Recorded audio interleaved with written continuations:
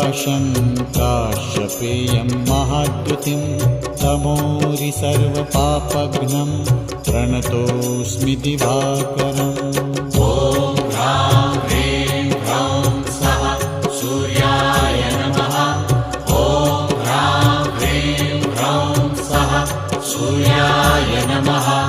जपाकुसुमसङ्काशं काश्यपेयं महाद्युतिं तमोरि सर्वपापघ्नं प्रणतोऽस्मि दिवाकरम्। ॐ ह्रां